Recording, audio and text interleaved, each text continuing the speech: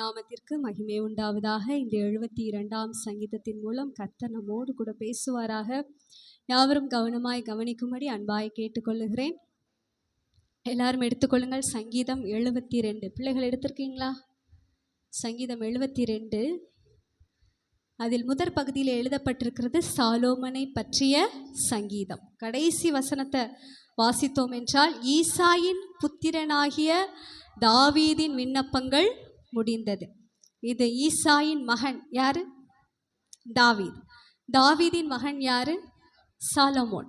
Solomon ராஜாவாக மாறின போது அவனுக்காக தாவீது ஏறெடுத்த ஒரு ஜெபம் பாருங்க. தேவனே, ராஜாவுக்கு உம்முடைய நியாய தீர்ப்புகளையும் ராஜாவின் குமாரனுக்கு உம்முடைய நீதியையும் கொடுத்தருளும் என்று சொல்லி இந்த ஜெபத்தை ஆரம்பிக்கிறார். தாவீது ராஜா விரும்புகிறார், சாலமோனின் நாட்களிலே தேசம் ரொம்ப அமைதியாக இருக்க வேண்டும், செழிப்பாக இருக்க வேண்டும் என்றெல்லாம் அவர் விரும்புகிறார். அப்படிதான் இருந்தது. சாலமோனின் நாட்களிலே தேசம் மிகுந்த செழிப்பாக காணப்பட்டது, ரொம்ப அமைதியாக காணப்பட்டது, ஒரு யுத்தம் இல்லாத ஒரு ராஜ்யமாய் காணப்பட்டது. ஜனங்கள் எல்லாரும் சுகமாய் வாழ்ந்தார்கள், அவங்களுக்கு விரோதிகள் இல்லை, எந்த இடையூறுகளுமே இல்லை.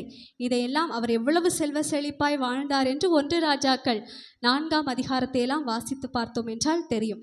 அப்போ ஜனங்களை அவர் எப்படி நீதி விசாரிக்க வேண்டும், எப்படி அவர் நியாயம் விசாரிக்க வேண்டும் என்றெல்லாம் தாவீது விரும்பினாரோ அதை ஜெபமாய் அவர் ஏறெடுக்கிறார். 2வது வசனத்தை வாசிங்க. அவர் உம்முடைய ஜனங்களை நீதியோடும் உம்முடைய ஏழைகளை நியாயத்தோடும் விசாரிப்பார். பாருங்க, ஜனங்களை நீதியோடு நியாயம் விசாரிக்கணும், ஏழைகளை நியாயத்தோடு நியாயம் விசாரிக்கணும் என்று தாவீது விரும்புகிறார். 4ஆம் வசனம், ஜனத்தில் சிறுமைப்படுகிறவர்களை அவர் நியாயம் விசாரித்து ஏழையின் பிள்ளைகளை ரட்சித்து இடுக்கண் செய்கிறவனை நொறுக்குவார்.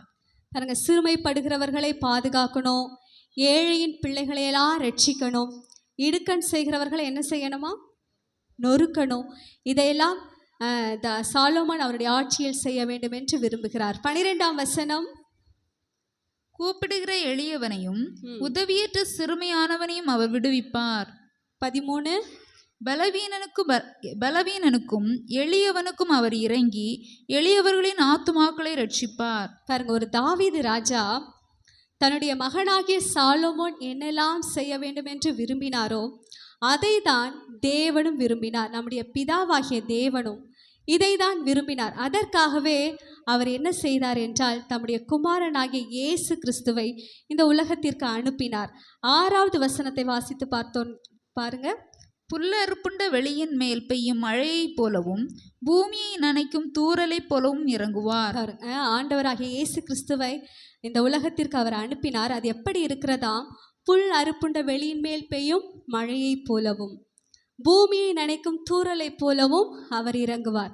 இந்த பூமியில மழை பெஞ்சதுன்னா அந்த பூமி எவ்வளவு சந்தோஷப்படும்ல, எவ்வளவு செழிப்புள்ளதாய் மாறும்ல. அதே போல இந்த உலகம் பார்த்தீங்கன்னா மிகுந்த பாவத்தின் அடிமைத்தனத்திலே இருந்தது. சாலமோனும் ஆரம்பத்திலே ஆண்டவர்கிட்ட ஞானத்தை கேட்டான், அழகாக நீதிமொழிகளை எழுதினான்,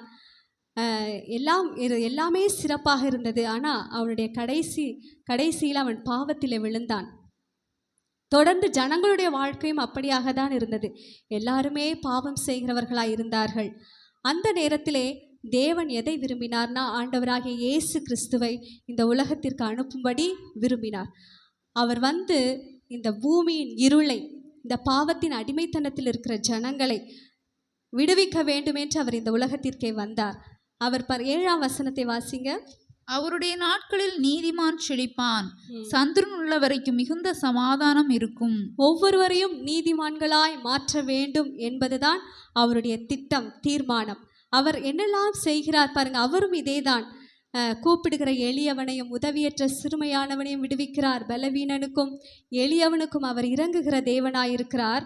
72 சங்கீதம் 13ஆம் வசனத்தை நாம் வாசிக்கின்ற போது அதில் சொல்லப்பட்டிருக்கிறது, பலவீனனுக்கும் எளியவனுக்கும் அவர் இறங்கி எளியவர்களின் ஆத்துமாக்களை ரட்சிப்பார். ஆத்துமாக்களை ரட்சிக்கிறதற்கு அதிகாரம் பெற்றிருக்கிறது யாரு? ஆண்டவராகிய இயேசு கிறிஸ்து. அப்போ வேதத்திலே சொல்லப்பட்டிருக்கிறது, மத்தேயுவிலே 5ஆம் அதிகாரம் 3ஆம் வசனம் சொல்லுகிறது, ஆவியில் எளிமையுள்ளவர்கள் பாக்கியவான்கள், பரலோக ராஜ்யம் அவர்களுடையது. அப்போ ஆவியில் எளிமை உள்ளவர்களாய் நான் ஒரு பாவி ஆண்டவரே என்று ஆண்டவர்கிட்ட சொல்லுகிற போது அவர் நம்முடைய ஆத்துமாவை ரட்சிக்கிற தேவனாய் இருக்கிறார். ஏன் தேவன் இயேசு கிறிஸ்துவை இந்த உலகத்திற்கு அனுப்பினார் என்றால் 14ஆம் வசனத்தை வாசிச்சு பாருங்க. அவர்கள் ஆத்துமாக்களை வஞ்சகத்திற்கும் கொடுமைக்கும் தப்புவிப்பார். அவர்களுடைய இரத்தம் அவருடைய பார்வைக்கு அருமையா இருக்கும். ஆமென். அவருடைய இரத்தம், அவர்களுடைய இரத்தம், நம்முடைய இரத்தம் அவருடைய பார்வைக்கு எப்படி இருந்ததாம்?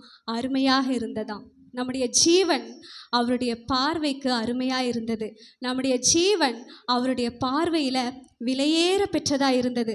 நாம் அழிந்து நரகத்திற்கு போய்விடக்கூடாது, நமக்கு ஒரு நித்திய வாழ்வை கொடுக்க வேண்டும் என்று தேவன் விரும்பினார். அதனால் இயேசு கிறிஸ்துவை என்ன செய்தார்? இந்த உலகத்திற்கு அனுப்பினார்.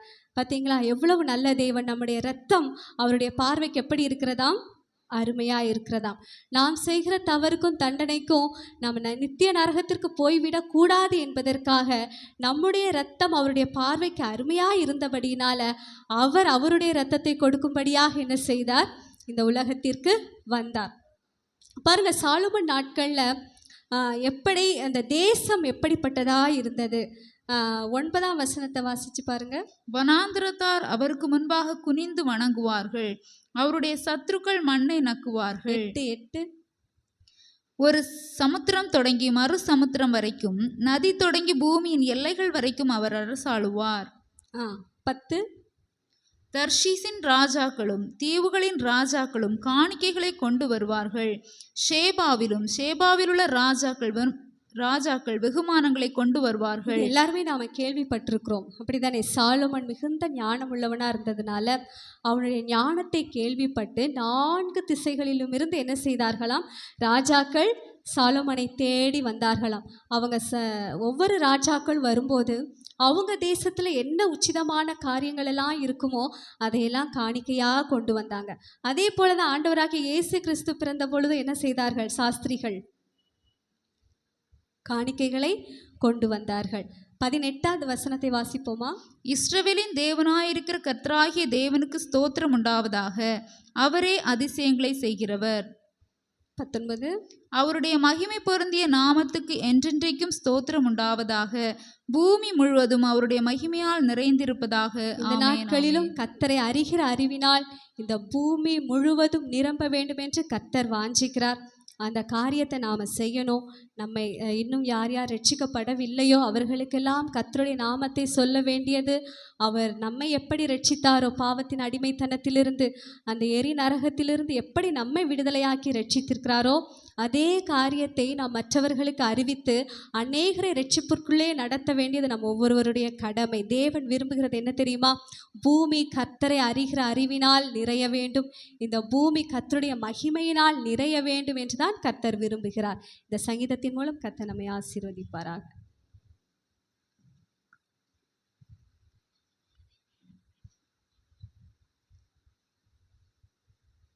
தெய்வ சமூகத்திலே சாட்சி கொடுக்கிறவர்கள் சாட்சி கொடுக்கலாம்.